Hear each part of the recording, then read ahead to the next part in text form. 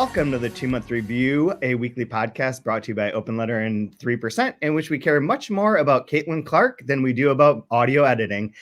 We are taking a giant book this week, this time Praiseworthy by Alexis Wright, breaking down bit by bit, section by section, week by week, talking about it, having some good times, and analyzing things, I suppose. I don't know.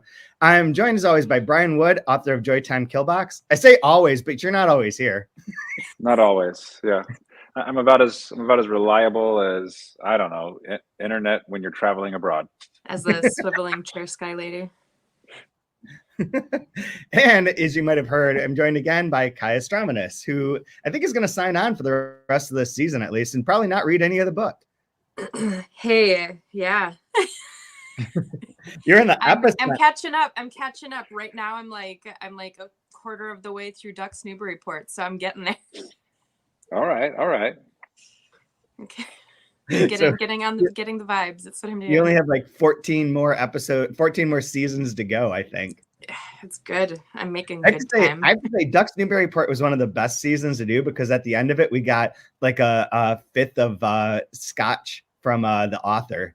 Oh. So I'm not saying, Alexis Wright should buy us liquor, but I am saying that Alexis Wright should buy us liquor. And or, to be more to the point, New Directions and Other Stories and Juramundo Publishing should buy us liquor. Like all three of them. I mean, wouldn't you take a fifth of Vegemite instead? Fuck and no. Absolutely not. Unless I get to put it on steak like my Jane brain does. I will point out that this is... Sorry, go ahead, Brian.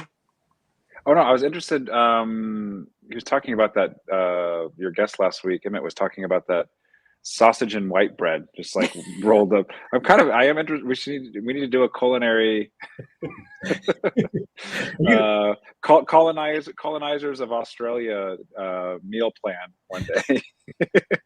Little kangaroo, little wallaby, little crocodile jerky. I would be down for that. Little donkey. Oh yeah, donkey meat is tough though. You gotta really smoke that shit. I wanted to say really, really quick, just to correct me if I'm wrong, but this is what, episode 4, 5? 5. Episode 5.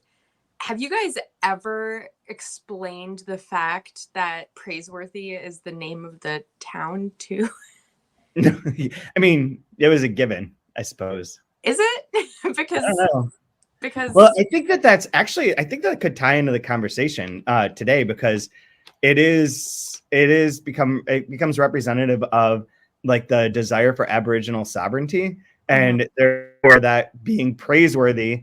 Like a lot of this book, I think, runs off of terrible puns, honestly. Like the fact that Aboriginal sovereignty is the name of a character who then dies, and they're like, we're seeking Aboriginal sovereignty, and that has like ramifications that are beyond the person to like the concept.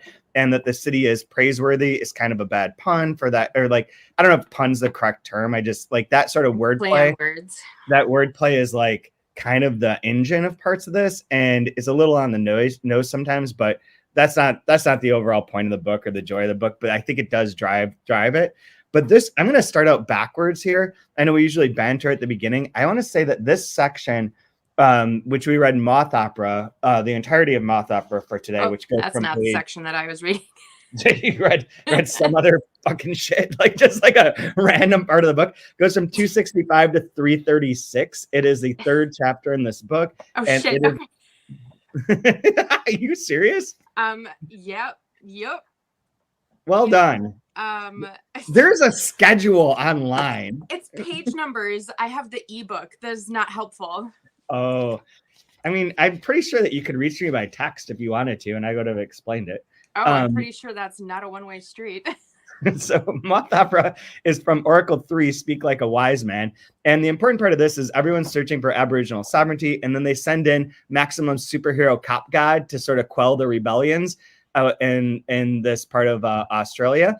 And so based just on that, we'll get more into it, but based on the fact that it's Maximum Superhero Cop God, and he's recruiting like people for a fake army to fight a fake war, and like doing other like cop-like behaviors and losing his shit and his mind. I thought I would ask you guys a new game. I would play a new game. This game is called, unlike last week, which was baseball players or Aboriginal Indigenous writers, this week's game is Who's Stronger? Simply, who's stronger? So I went to a website. Let me find the name of it. It is the Global Firepower Index. And they have the list of the 2024 military strength ratings, which utilizes 60 individual factors to determine a given nation's power index score, with categories ranging from quantity of military units and financial standing to logistical capabilities and geography. Our unique in-house formula allows for smaller, more technologically advanced nations to compete with larger, less developed powers, and special modifiers in the forms of bonuses and penalties are applied to further refine the list, which is compiled annually. So they have a list of all the countries and who and where they rank. So I'm going to ask you, I'm going to give you a country, and you have to tell me if it is stronger than Australia or weaker than Australia. And then I have a tiebreaker that we'll use regardless if you guys tie. Who wants to go first? And this is based on the proprietary recipe of this website. Global Firepower Index, man. Motherfucking man. The Global Firepower Index is just indisputably right about their global firepower. The GFA. The GFP. Do they have like a score of like how? Oh, they do actually. Okay, so the number one power index rating is the USA. No, just out of curiosity, like how many degrees higher is USA than number two? Because we spend all of our money on aircraft carriers. So I'm just curious. So I'll give you the top three. What are we getting for our money? So this is super confusing, but these are the top three because they're not related to the questions. USA has a power index of 0.0699. Russia has a power index of 0.0702. So just 0.0003 more than the USA, and then China has 0.0706, so only 0.0007 more than the USA. And then it starts to drop off precipitously after that. Like then it goes to India is next, and they're like 0.1023. So it's like much lower or much higher in the power index, but lower means better. This is something else that I did find that when they rank military units, 0 is ideal. And then anything less than that has a score to it. I don't understand why this works this way. It's like the most backwards way of like looking at things that I can imagine. But there we are. So because I'm like a 0 to 100 person. So like, yeah, I know. If we were like 78, I would hope the next country would be like 72. Like, oh, I get that. Yeah. That's more. Yeah, I know. I'm dumb.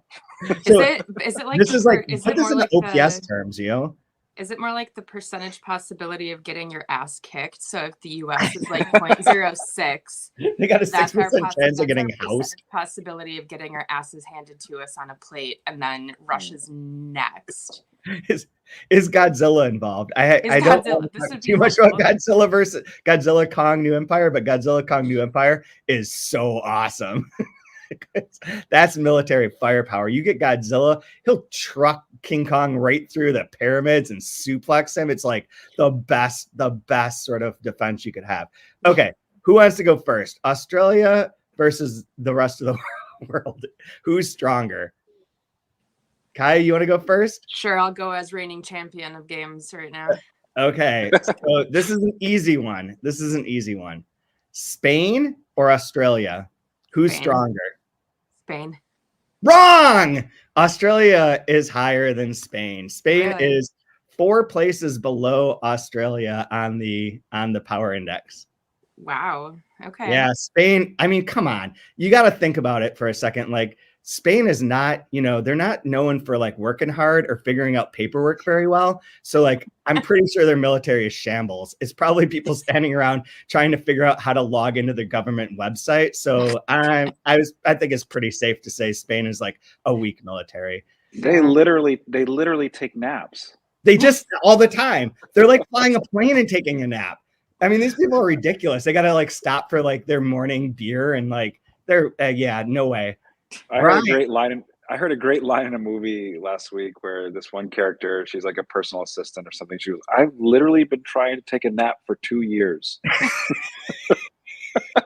I need you to do this for me right now. Okay, I'm losing it. That's sort of like that when we walked into the AWP reading at the sports bar, and the person was, of course, reading. Of course, there's a reading at a sports bar during AWP because that's sad. But there were poets sadder, and one of them was saying, I tried to smoke a bowl, which raises so many questions. Like, Do or do not. There is no try. yeah, if you can't figure out how to smoke a bowl, you need to get out of poetry. Okay, Brian, you're up. Indonesia or Australia? Who's stronger? Oh, I think Australia houses Indo. Come on. Nope. Indonesia. No. 3 spaces higher than Australia. How dare they? So How dare they? Okay. we're at 0-0 after one round. Okay. Kaya, here again. The zone's an outlier. Pakistan or Australia? Who's stronger? You keep giving these like leading yet shitty clues. Pakistan. Pakistan is stronger. Ugh. So Nice. All right. Pakistan is actually 7 parts stronger, seven ranks higher than Australia. I think that's due to, doesn't Pakistan have nuclear technology capabilities? Yeah. That would make a big difference in terms of military strength. They can nuke Australia. Okay, Brian, Egypt or Australia? Who's stronger? Well, I mean, like, Egypt lost the war in like 7 days. I mean, come on. Literally, isn't it 7 or 6? They rested on the 7th day. I'm gonna go Australia. No, Egypt is stronger. Oh, Egypt is okay. 1 rank stronger, though. That Oh one's my Whoa. God. Okay. See, I'm giving Australia way too much credit in case we have an Australian audience for this show.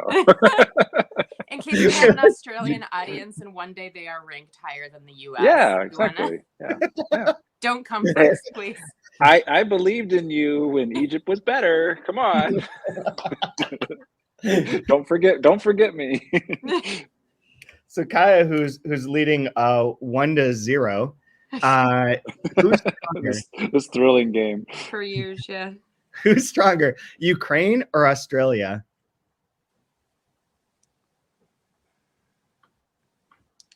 I mean, if Russia were to invade Australia, would they have a fighting chance the same way?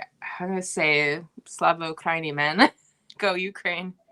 No, Australia is higher. Australia is Good. stronger than Ukraine. And then finally, to try and tie the game and force it to a tiebreaker, Brian, who's stronger, Israel or Australia? Well, since I was today years old when I learned that Australia does not have nuclear weapons, they probably don't have an Iron Dome either. I don't know when's the last time Australia's killed aid workers. So I'm gonna go Israel.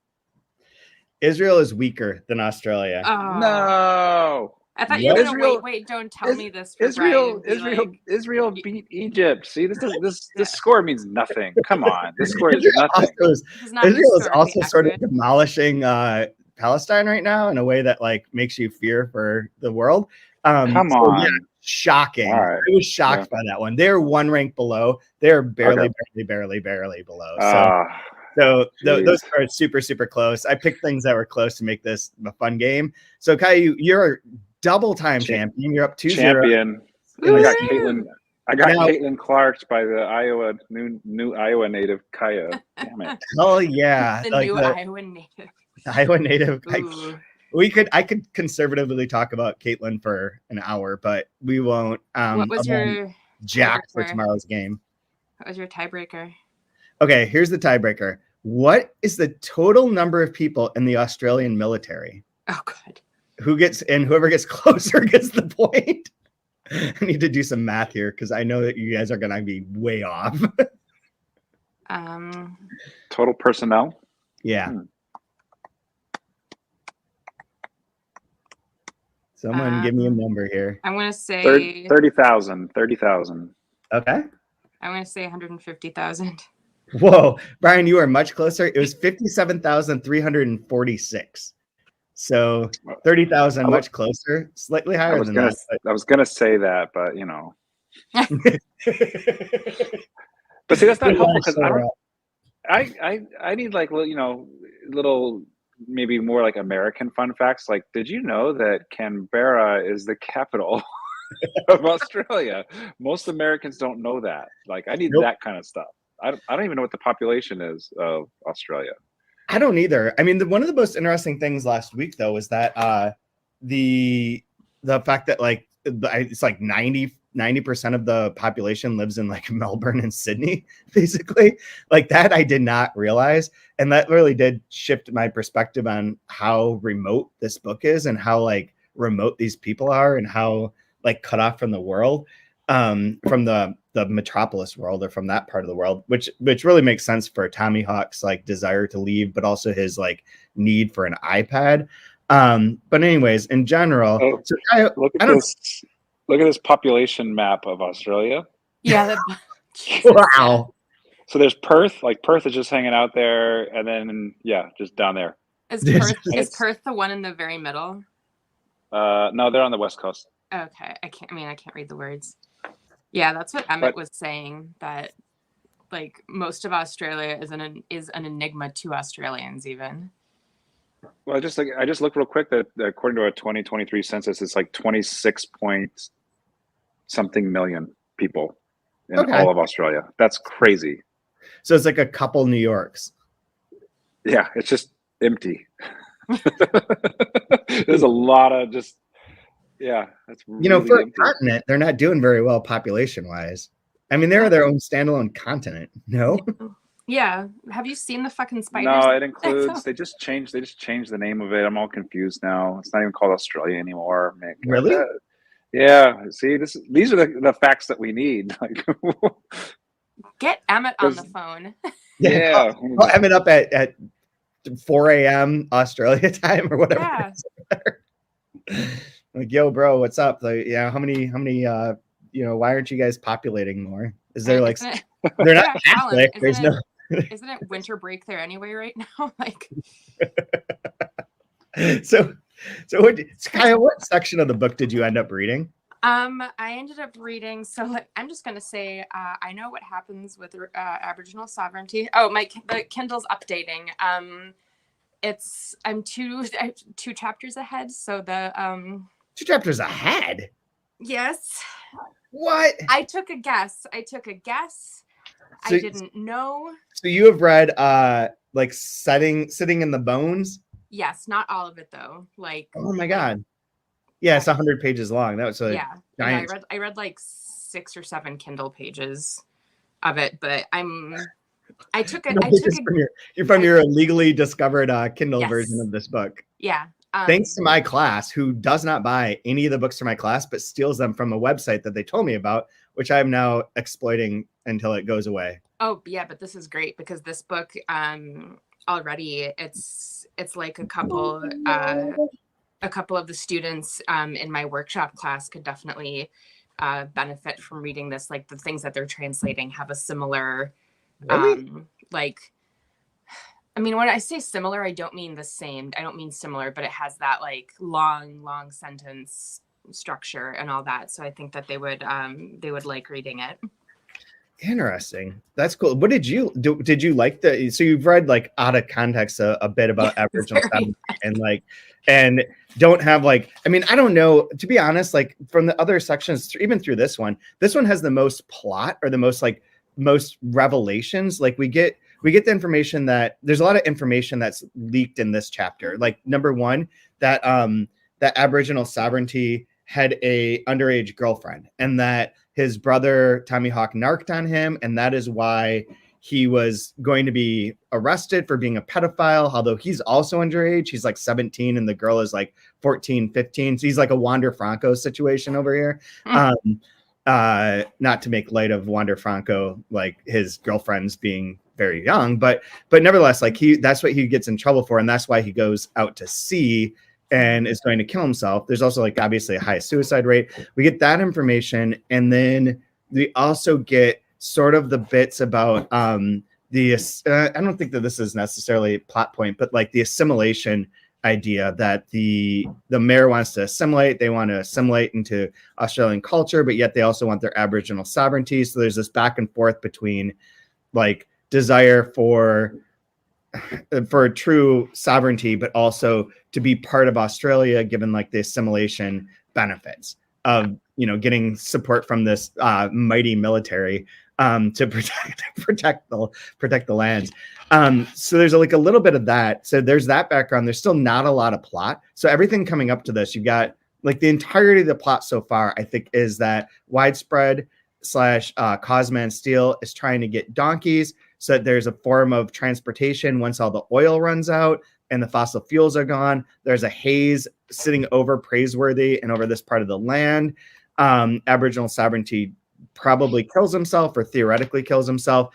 Tommy Hawk wants to go be adopted by the blonde prime minister, or the director of Aboriginal Affairs, this blonde white woman in Canberra. And so he's trying to get in touch with her, and he hates his father, who's Cosman Steel. And then the mother, who is Dance, I believe, is like, maybe Mothra. She's maybe Mothra. She controls like all the moths, and like they circle around her. So I believe she might be Mothra within the context of my understanding of things. And then there is now the introduction of Maximum Superhero Cop God, who comes to the town to deal with the fact that everyone's like they're causing trouble for Canberra and for the government by like demanding Aboriginal sovereignty be returned and find him, and where's the body. There are also like a number of churches, which was also interesting that Emmett mentioned that that's just not a thing in Australia, like religion of that sort. But there's references to a number of churches in this section that are all along a particular road, and they're filled with people praying and singing and chanting for Aboriginal sovereignty to return. And that's basically the entirety of the plot so far. I don't know, Brian, am I leaving anything out? No, I think you kind of pretty much nailed it. Yeah. So the rest of it is just like this circular haze-like, like meandering, like nature. Like when you say the long sentences, it's long sentences, plus they're like sort of redundant in the sense that it doesn't add new information. So it's sentences for the sake of style and for writing, rather than sentences to convey a particular new piece of information to the readers. So what'd you like so far, even though you read the wrong section? The wrong section. Yeah. No, I like, I mean, I think it's quite funny. I think that, I think you have to be a very intelligent writer to be able to like take the stereotypes of your culture, your people, and poke fun at it, but also poke fun at it in a way that's, I don't know how to describe it, but I think, like Emmett was saying last week, that she's a phenomenal writer, and I think that's very, very clear. And I do actually, after him talking last week, I am also interested in reading her other stuff, having not read anything before then. Yeah, I think it's great. I think there was like a lot of nature stuff. So the wrong chapter name drops like all the different like Latin names for moths and butterflies and things like that. And yeah, it's like very, very of the earth, of the nature. I don't know. I don't know how else to describe it. I think it's very funny. Like I'm also reading, like I said, Duck's Newburyport right now. And before that, I was reading The Deluge, which is none of those books, except the fact that it's very, very long. And the kids in my class have been bringing in like Thomas Bernhardt-esque pieces, and also other pieces that are very similarly. So this just kind of feels like the world of literature that I'm in the moment in my life right now. And I'm down with it. I'm here for it. Yeah, one of the things that he said, that when I went back to read this part, because I found the book like interesting and enjoyable in short doses and bursts, more so than in like a sustained reading. Like it doesn't have like, I don't care about plot generally in basically anything, except maybe in like mystery novels. But for most books, I don't care about plot at all. I like tone and style and the sort of experimentation of it. So in short bursts, I like this because it doesn't have a compelling pull through for me at this moment in time. I read this section pretty quickly though. Like I got into the first bit of it, and I think the first like 30, 40 pages. And I think part of that was that Emmett had pointed out that like his enjoyment was that you don't know what the next section is going to be, what the next line is going to be, the next paragraph, that it is repetitive, but at the same time, it's like, it just crazy switches from one voice to another, or like from one perspective to another. Like the fact that this is named Moth Opera and the moths only appear on the last 3 pages of the section, and they just really? like, yeah, it's not part of it. Like it's not like a main through line. The main through line is the cop that shows up and like this search for Aboriginal sovereignty. And then the last 3 pages, they're like, all of a sudden there's these fucking crazy moths, and they like form like a dude, like looking like a man out over the lake, I think. But the moths like, are not everywhere. part of it. So like it's just moths and butterflies everywhere in 2 chapters. Oh, really? Yeah. Well, the section Ireland, that's actually it's not a sentence, but there's a phrase that she uses. She calls it like a lepidopteran dust. Oh, like, okay. With the butterflies, like when the wind, like when they're migrating back, and they basically show back up to where they are, and they're like almost in tatters, and their wings are almost in tatters on the way back in their migratory patterns. But I just like that phrase, lepidopteran dust. Like it. That's pretty nice. Like a zoological, biological nerd. So I'm like, okay, so it's 334, and we read through 336. 334. Strange. I'm gonna just jump around, but this will tie it all together. Strange miracles continued. Clouds of white butterflies swarmed across the traditional domain. No one had ever seen a butterfly suicide before. Now it seemed as though all the butterflies in the world were dying in the quickness of this procession, while the sea looked as though it was covered by fog from the continued massing of whiteness in the dust-hazed skies, with the butterfly migration continuing to arrive from where no one knew. The whole town went down to the beach to see this miracle of a butterfly spirit taking shape on their country. The butterfly spirits were growing into a big story in the world of timeless Aboriginal sovereignty, and as the corpses faded into invisibility, it would be sacrilege to stand on these sacred butterfly spirits that held the story of people's souls drowned by the sea. So the butterflies the moths, then referred to as butterflies here, only show up on that last, very, very, very last bit. But you have homework with night.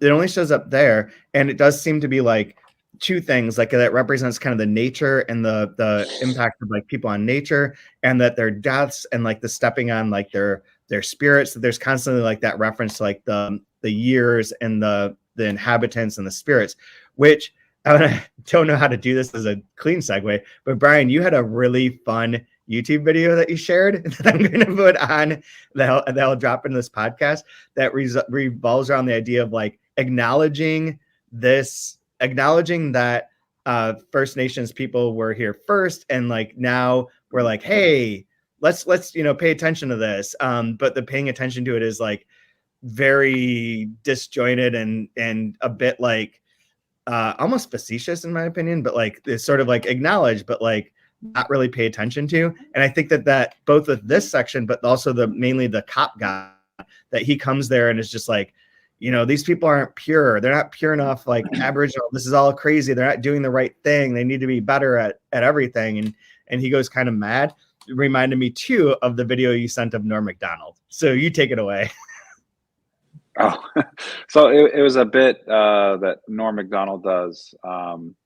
It's some award show. It's a comedy award show or something. And he's supposed to be accepting the award on behalf of somebody. And he stands up and just very seriously says, I'd like to give my time to someone else. And someone comes out wearing the most ridiculous like head garment with feathers. It goes all the way to the floor. And his name is Johnny Two Feathers. And he just says, I just want you to know, like, where you're sitting right now it's covered in blood. And this whole place, I'd like to laugh with you, but this place reeks of blood. It's like they're laughing, and so like don't take offense that I'm not laughing. There's been so much bloodshed and death and terror to my people that you have all displaced that I cannot laugh with you. And they're still laughing the whole time. And then he's like, thank you for this time. And he walks off, and then Norm Macdonald goes, all right, Johnny Two Feathers. Thank you, Johnny. Let's go on with the show. Like, Melissa McCarthy is Norm Macdonald. Thank you. Thank you, but I am sorry I cannot, in good conscience, accept this award on behalf of Melissa McCarthy. I instead have chosen to give my time to a friend who has something very important to say.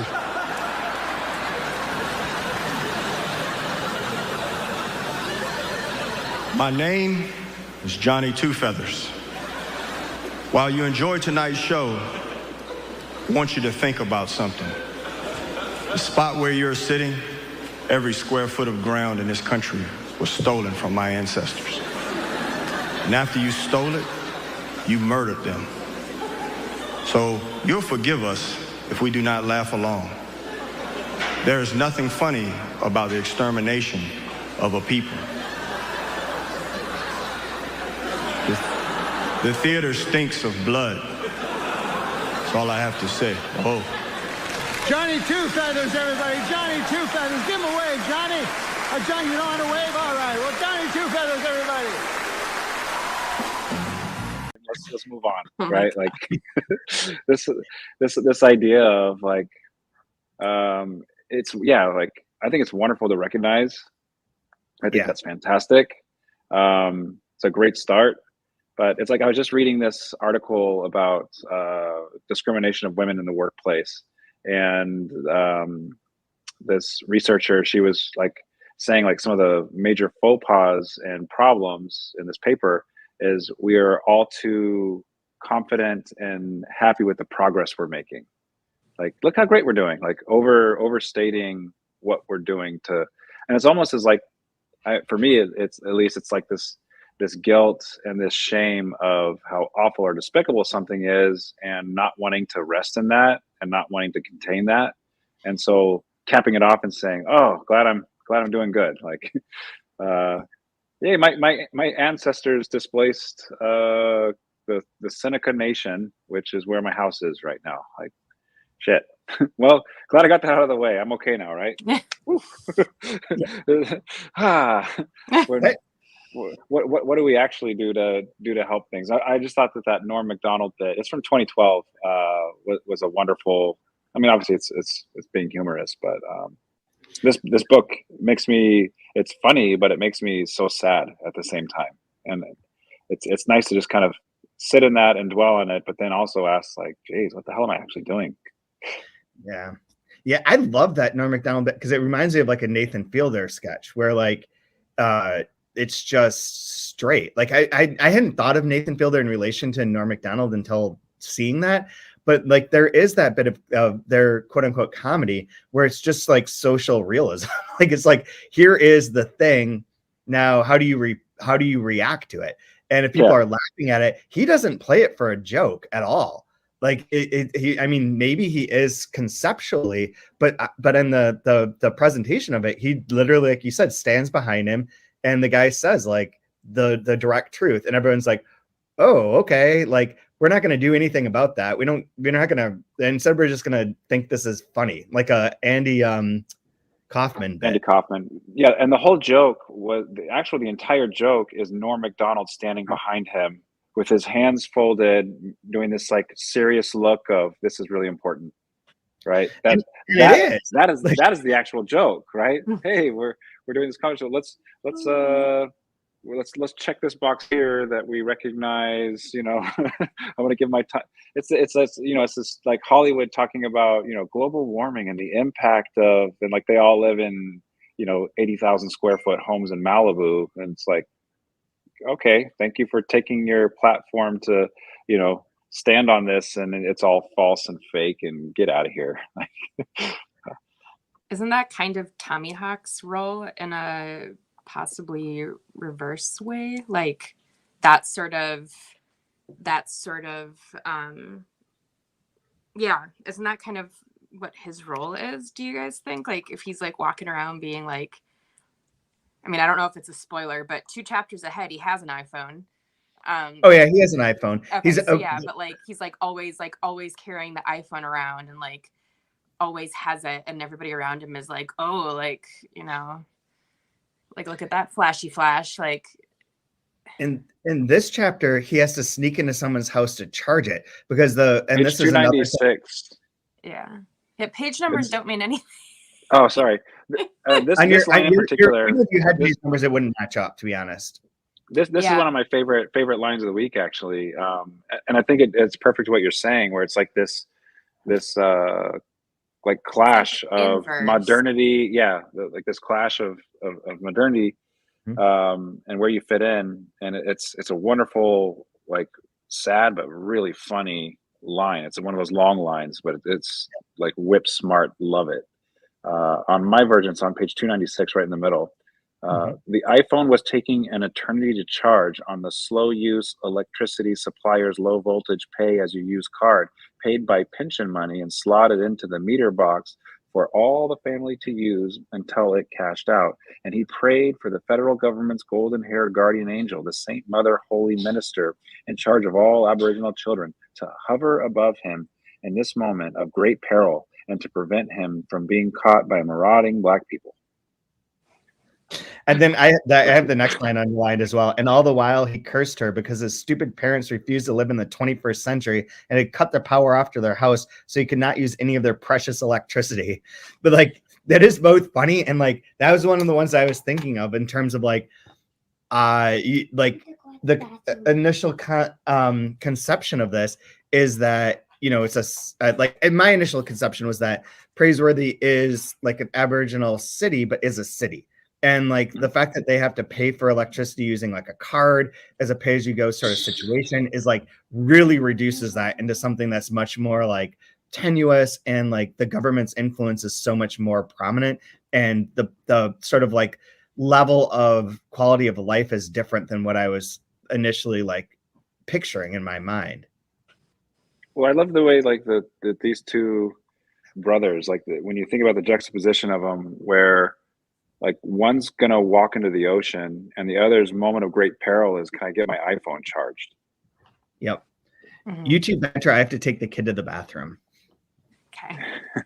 Yeah, I wanted to try to explain, I guess, explain my reasoning, because I don't know if it's clear. Like when I said that after you explained the Norm Macdonald joke, and the relation of Tommy Hawk to that, I think. I guess it's like I feel impelled to clarify. I feel it's like the inverse. Like everyone else in Praiseworthy is like, yeah, we're an Aboriginal town. We do our like old timey ancient ghost spirit stuff and like follow our traditions because this is our land. And he's like, yeah, but like just down the road, there's like shiny government office with all the electricity you could ever want, and like let's like, yeah, it's like I don't know, I'm just drawing connections. Maybe I'm completely fucking off, but because I did also read 2 chapters. You're living in the future. I am. For once I'm so on schedule. I'm so on schedule. This is something I try to think of in terms of the workshop class I'm teaching, but have you read anything else like this? Like this, as far as like the way it's like the actual style, the way it's written? Yeah. Or yeah. I think it's really cool. I guess like it maybe seems a little bit unfair, but I get a lot of like vibes thinking about Ducks Newburyport when I'm reading this. I guess, you know, not for like the obvious things of like the size of it, but obviously it's some of the longer sentences, trying to like, it's the idea of like, for me, it was like this idea of in Ducks Newburyport with like the environment being in peril, and that kind of like circling in on a character and causing like all this discomfort for a character in the world they live in. And then with this one, thinking about like starting off, there was so much environmental impact like globally that it's talking about. And then we're getting like, as it's coming in, we're getting more of like the community impact, the like family impact. And it's kind of like circling in and like kind of crushing these two kids. So I see some like similarities there. And then there's like that force of the way the prose is actually written that goes really well with it. Like it has a sense of aimlessness, but urgency at the same time, which feels like really good with what the material is. Yeah. As far as like if I put my little writer hat on and trying to think about it, but yeah. I mean, this also, like, you keep talking about the nature and like all the things Emmett said, like this, I don't usually think of books in terms of like, oh, this could be a course book for a class or something, but this, I mean, this could be just, you know, white person ignorance, but this seems like in general it could be a very good book for all things, just like Australia. Like depending on how factual some of these things, I'm just thinking about the moths and stuff like that, but just the wildlife, like it's really very detailed. I am kind of curious how the Australian curriculum is as far as when they deal with First Nation and how they explore that, because I know like maybe it's changed because we're getting old, but I know for me it was basically like you would get Housemaid of Dawn and maybe Ceremony. You would read those books maybe to discuss Indians in the United States. Maybe it's changed now. I don't know, but well, I don't know either of those books, unfortunately. You know, a Ceremony? That's surprising. Is it though? With my track record. That's because you grew up in Iowa. You're too busy eating corn and worshiping Caitlin Clark. But like again, I worship Caitlin Clark. So, and again, I did not grow up in Iowa. Oh yeah, that's right. But you know, but it's very similar to the, if we go back to like Johnny Two Feathers, like boy, we've got a really serious history of like blood, death, torture, displacement, genocide. Mm-hmm. Let's do 200 pages in a novel, and we'll call that a day. Let's keep moving.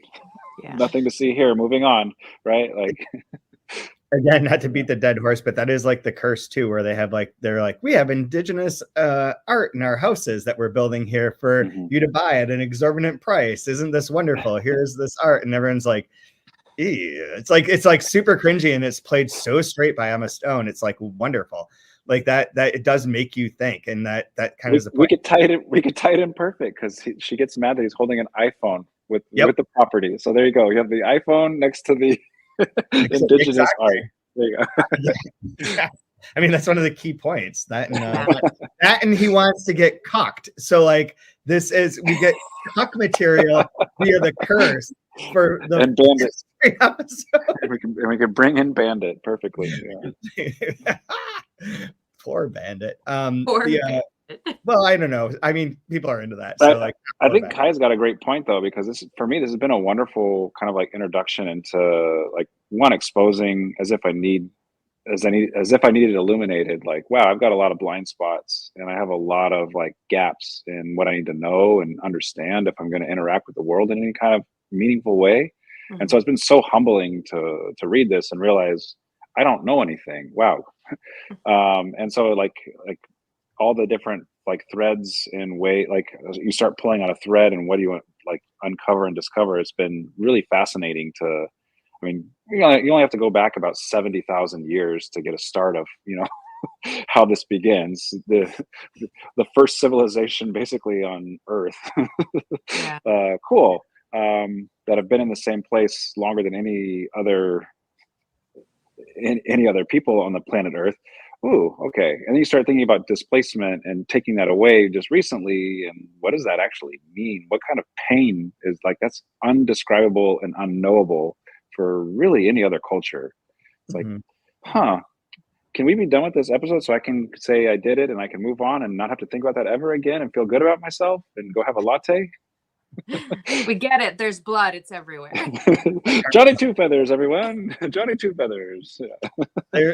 Man, I want to like to add on to what you're saying. One thing is like, I do appreciate that this is very different from most of the other books in certain ways, that the writing is sort of at times befuddling or like a bit like hard, not hard to get through, but a little bit hard to pay attention to in certain ways. And I think that that's a feature in the sense that it is telling things different. There's like this, what's his last name? There's a African writer, I forget which country he's from, that wrote a book called The United States of Africa. And it's very interesting both for its content, but basically because it's kind of inverted. Like it does presume that Africa is like the center of like technology and culture, but the way that it's written is so like daunting in a sense because it's not American. Like it's truly inverted in terms of how the focus works, the sentences works. It's interesting. But you mentioned, Kaya, The Deluge, and that too, in terms of like books about climate change, like this book does involve the haze, the climate's invoked, like you were saying, Brian. It's like part of the like kind of baked in, and it's not pedantic. And The Deluge, which I do love as a book, and I think is really fun to listen to and fun to read, and is supposed to be like a big climate change book, and it does address that from start to finish. But it's so much more like, here are the things you should know. Here's what's going on. Here's what's going to happen in the future when like, you know, it's hard to get food across the country due to like flooding and all these various like catastrophic like weather occurrences, and like the fights that will happen between like politicians and protesters, and how effective can you be? And it's very like bang, bang, bang, like here it is. And that's a very American style of like, this is it. And this book doesn't do that. It like sort of dwells in the like, this is happening. Now I'm going to get some donkeys. You know, I want to escape. Like it doesn't have that, like, you need to pay attention to this. Here's the answer. Here's the thing that's happening, you know, but it does. It has that, or it has an urgency that's not being so articulated. It's more of a seeping than a hammering in of information. I don't know if seeping is a good word to use, but that's, yeah. I think it's a great Be word. careful. Be careful.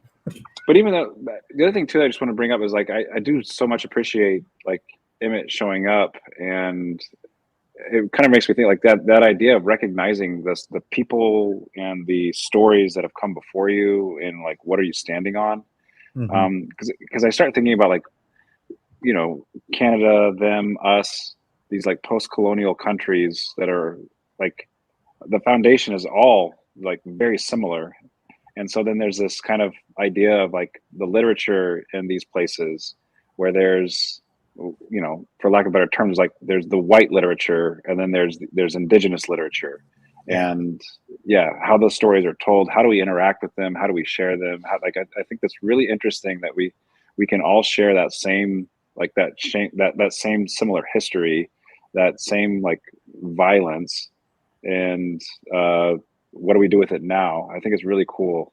Not that that's really cool. I think it's really cool that we share that experience, and we're navigating the same waters, and we're doing it in different ways, and we're failing in different ways, and we're, you know, making progress in different ways. But I think it's really interesting.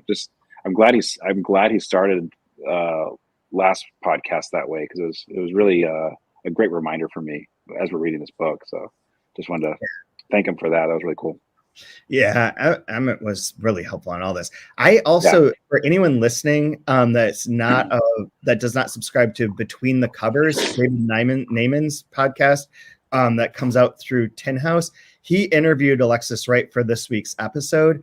I listened to most of it, maybe half of it, and like a lot of it was there wasn't a lot to like bring from the part that I listened to bring over to this podcast. But one thing that she did reference was that her nonfiction book Tracker, that won the Stella Prize, the Queensland Literary Award, and the Magarey Medal, and is a nonfiction book about Tracker Tillmouth. That Tracker Tillmouth was part of the inspiration for Cosman Steel. And Tracker, here's just the Wikipedia bio. And I don't know if she's like playing with this, because this isn't going to sound like Cosman Steel, at least not the one that we've met so far. I don't know if she's playing with this idea or what's going on, but Tillmouth was a Arrernte man who was born in the Alice Springs region, a Northern Territory Aboriginal activist. He was part of the stolen generation, being taken from his family at the age of 3 to Retta Dixon home in Darwin, and later raised on Croker Island. Then he helped establish the Central Australian Aboriginal Legal Aid Service and the Aboriginal Health Service in the south of the Northern Territory. Served as a director for the Central Land Council, and he was a lifetime member of the Australian Labor Party and was running to be the party senator for the Northern Territory. He died in 2015. The how that relates exactly, I'm not certain yet. I don't know if that will change as we go along, but like there is something about the like wanting to establish something. I mean, Cosman still does want to do something for the territory. He's created a pyramid scheme out of it, but he does want to like be like, hey, yo, this is how we're going to create, this is how we're going to have money. This is how we're going to have our sovereignty, is because we will control all transportation via donkeys, because donkeys are feral and they're everywhere, but oil and gas and all that kind of shit is ruining our world. We can't, that's going to not be used anymore, but people can always use these donkeys. So we'll all be rich and this will be our money making. So he's trying to help out, but she's sort of playing with that idea. But the fact that that tracker was taken from his home at the age of 3, that's part of the thing that Emmett alluded to, and the book has baked into it too, in terms of Aboriginal sovereignty. They're going to come take him away. He's older, but like this is a real thing where there's like, these people can't raise their kids. They're not capable. They're not okay. We're going to take their kids from them and raise them ourselves so they're better assimilated, so on and so forth. And that's like horrifying. And is like that would be fundamentally like the most terrifying way to live as a parent. Like can't do anything right. Like, and raising a kid is like, you just like, if anyone watches you closely, you're just screwing up all the time. I feel like if anyone is just like, I'm going to totally judge it. Your kid has kid's watching the phone right now. Like, that's not okay. Like I took him to see Godzilla Kong New Empire at age 6. I don't know if that's a good thing. It's a PG-13 movie. There's like, there's a lot of violence. There's so much good violence. It's so good. I can't emphasize enough how much fun Godzilla Kong is. But like that then the idea that your kids would just be taken away, but then also they're raised not with this Aboriginal tradition. Like that's erased from them. So like the lost generation sort of aspect of it isn't by choice. It's by like it being like taken out of you. And that I think too has happened in Canada. And there's been lots of reports of that recently related to things that happened some years ago, but are being like discussed and talked about now. And definitely would have happened within Native Americans as well. But like it is something that like also like resonates in this book and has like a super importance, but she doesn't like she does overemphasize that there's the pedophiles and the government is like concerned and all this stuff, but it's not overemphasized as to like, how harrowing would that be? Like if that were your normal state of being, that the government just might show up and take away kids from your community, that's a really crazy way to live. Just like CPS is always on the prowl. CPS and they can do whatever they want. Like arbitrarily, like that's too much candy at Halloween, your kid's coming with us. Yeah. You drink too much, kids coming with us.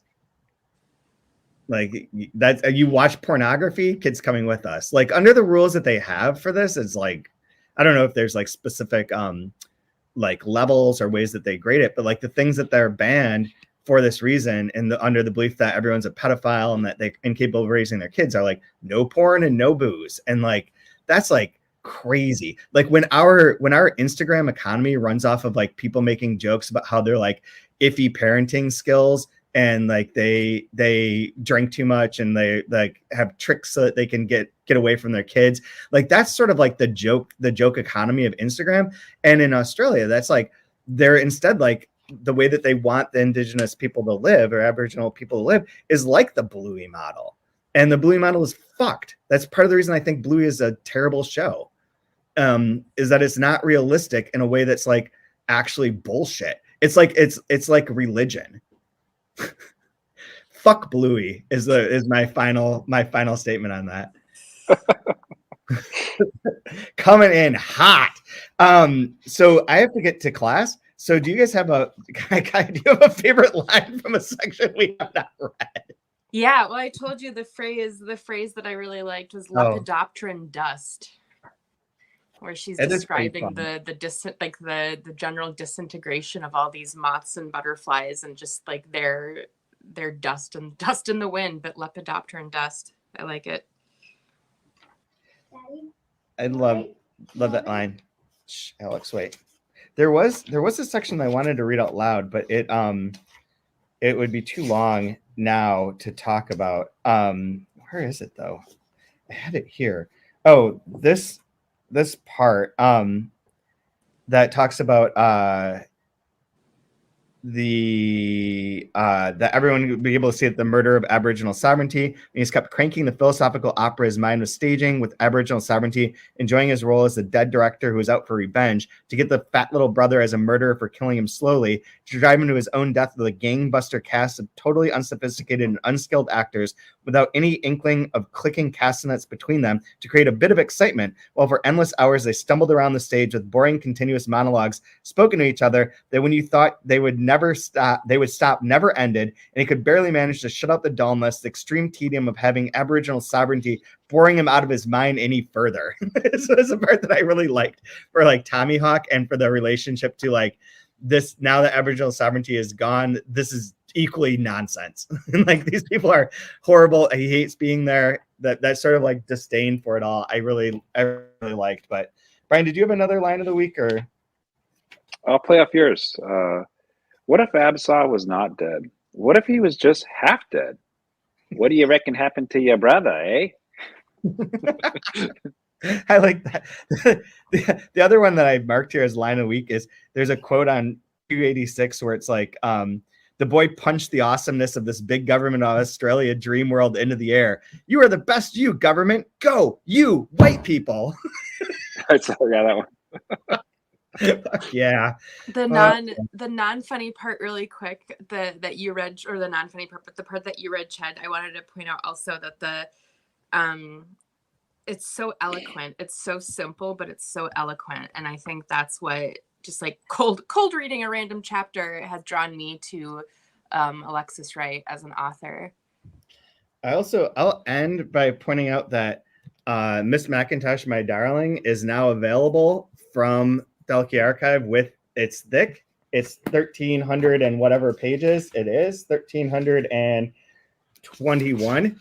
The printing is screwy because they have like they screwed up your design.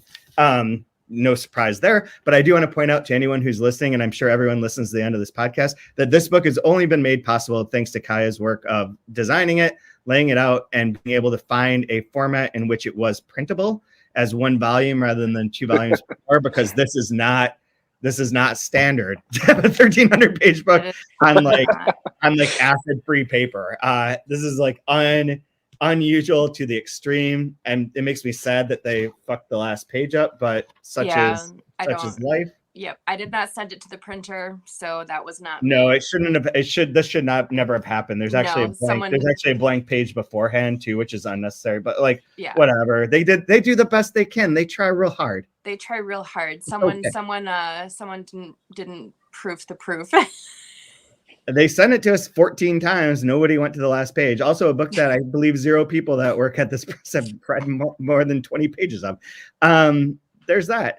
Anyways, anyone want to plug anything else or have anything to say? Go Iowa tomorrow on Friday, April 5th. Go Iowa. I hate UConn, and I hope that they demolish UConn. I hate UConn in all sports, and I would like to see Caitlin Clark win it all. That'd be great.